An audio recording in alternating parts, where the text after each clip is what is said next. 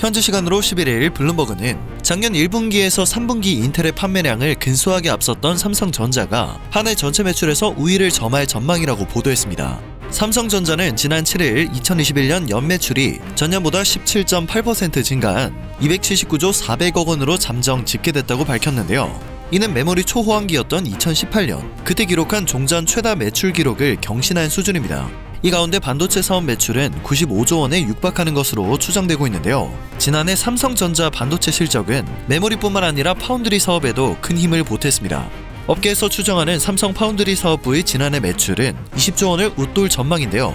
인텔 실적은 이번 달 말에 발표될 예정에 있습니다. 양사의 연간 실적이 모두 나오는 것은 이달 말이지만 블룸버그는 인텔이 삼성전자의 왕자를 넘겨줄 것으로 보인다고 설명했습니다. 인텔은 30년간 4천억 달러 규모의 반도체 시장을 이끌어온 대표적인 글로벌 반도체 기업입니다. 그런 인텔을 제치고 삼성전자가 전 세계 반도체 매출 1위를 눈앞에 두고 있다니 반가운 소식이 아닐 수 없습니다. 물론 인텔과 삼성전자는 각자 주력 분야가 다르다고 할 수 있습니다. 같은 종합반도체 기업이지만 삼성전자는 메모리 반도체에 매출이 집중되어 있고 인텔은 컴퓨터와 서버용 프로세서를 주로 생산하죠.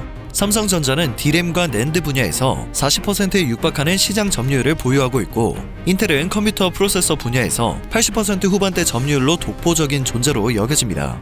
블룸버그는 메모리 반도체 중심의 삼성전자가 CPU 등 복잡한 시스템 반도체를 만들어 높은 이윤을 남겼던 종합반도체 회사인 인텔을 앞질렀다고 강조했습니다.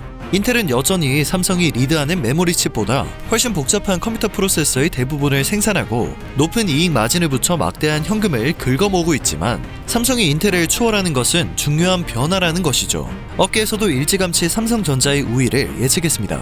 이미 지난해 2분기와 3분기 잇따라 인텔의 매출을 넘어서면서 반도체 왕자 자리를 예약했기 때문이죠.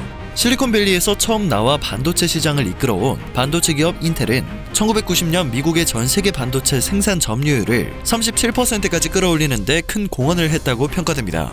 그러나 글로벌 시장에서 인텔이 차지하는 영향력도 이전보다 감소했습니다. 인텔은 1990년 미국 반도체 생산의 약 37%를 차지했지만 지금은 비중이 12%로 감소한 상황입니다. 주식시장에서는 이미 엔비디아나 대만의 TSMC보다 3배 이하로 낮은 평가를 받고 있기도 하죠. 때문에 투자자들은 이미 인텔의 전성기가 지난 것으로 판단을 하고 있는 실정입니다. 시가총액은 금융투자시장에서 인정하는 기업의 미래 가치를 가늠하는 척도이기 때문입니다. 또한 블룸버그는 삼성과 TSMC의 부상, 그리고 코로나에 따른 공급망 불안 가중, 미중 갈등 고조 등 모두 전략산업의 무게중심이 아시아로 향하게 하면서 미국을 취약하게 만들 수 있다는 불안감을 고조시켰다고 전했습니다. 반도체의 지정학적 영향이 그 어느 때보다 커진 상황에서 인텔이 전 세계 2위가 되면 미국의 상징적인 타격이 될 것이라고 평가한 것입니다. 이어 블룸버그는 인텔이 주도권을 잃었지만 리더 자리를 되찾기 위해 노력하고 있다는 설명을 덧붙였는데요.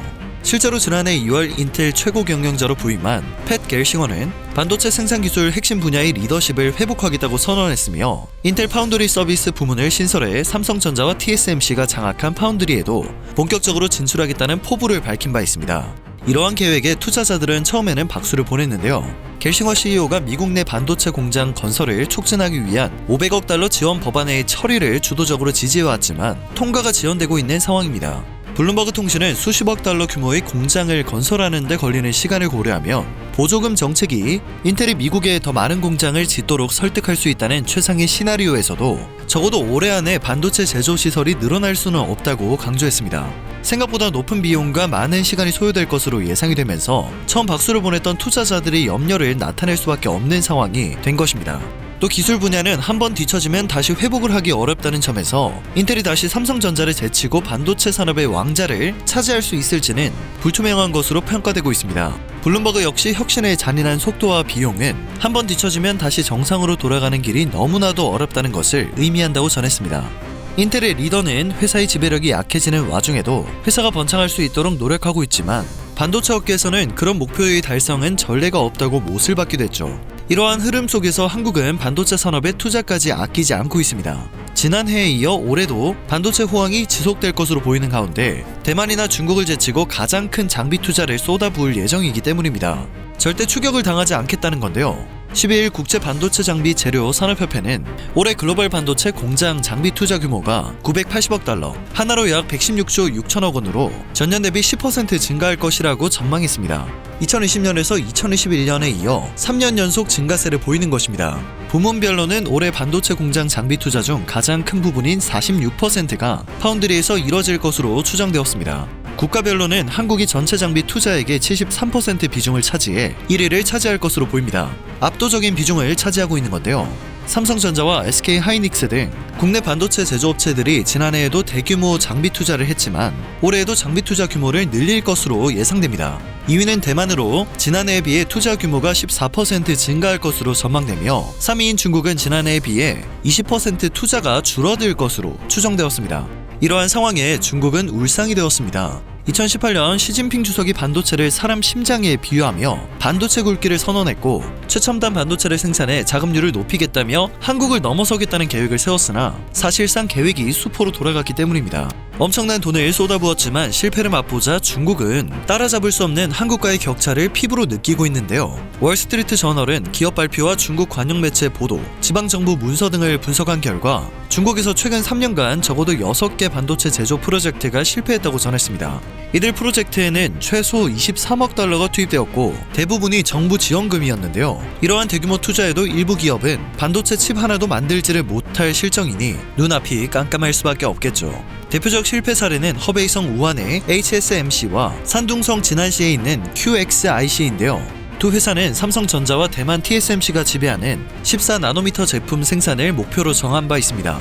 이를 달성하고 몇 년 후 최첨단 7나노미터 제품도 개발한다는 근거 없는 자신감을 보이기도 했습니다. 이를 위해 HSMC와 QXIC는 대만 TSMC 출신 임원과 엔지니어들을 거액의 연봉으로 스카우트하는 꼼수를 부리기도 했는데요. 두 기업은 지금까지 상업용 칩을 생산하지 못하고 결국 투자금을 몽땅 날렸습니다. HSMC는 지난해 6월 문을 닫았고 QXIC는 영업을 중단한 상태이죠. 반도체 굵기 선봉장으로 주목받던 칭화유니 그룹도 공격적 인수합병과 과도한 투자로 부채만 쌓아가다 2020년 10월 채무불이행을 선언하기에 이르렀습니다. 지난해 말 채권단은 파산 구조 조정안을 통과시켰고 결국 칭화유니 그룹은 사실상 국유화의 길에 들어섰죠. 중국 반도체 프로젝트 실패는 연구개발 투자는 물론이고 관련 기술 축적이 부족하기 때문이라는 평가가 많습니다. 중국만 빼고 모두가 뻔히 예상했던 결과가 나타나고 있다고 생각하는데요. 연구개발 투자와 관련 기술을 끊임없이 축적하고도 미래를 대비하는 한국 기업들과 다른 길을 걷게 되는 건 너무나 당연한 일입니다. QXIC의 전 직원은 반도체 칩 생산 기술을 확보했지만 이를 통합할 만한 능력이 없었다고 폭로했으며 기술 개발에 계속 실패를 하자 진안시 정부는 QXIC를 인수하고 직원들을 내보내기 시작했다고 합니다. HSMC 프로젝트의 경우는 첨단 반도체 생산 자금 부족이 발목을 잡은 것으로 알려졌죠. 월스트리트 저널에 따르면 중국 반도체 자금률은 이제 17%입니다.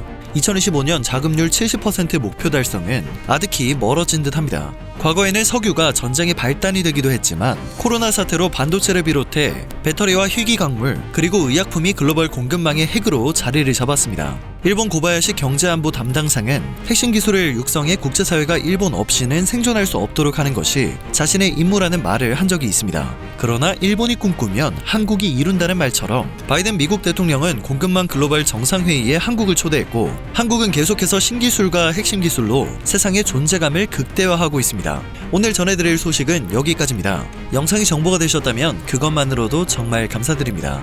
늘 새롭고 유익한 뉴스를 전하는 로바오튜브 되겠습니다.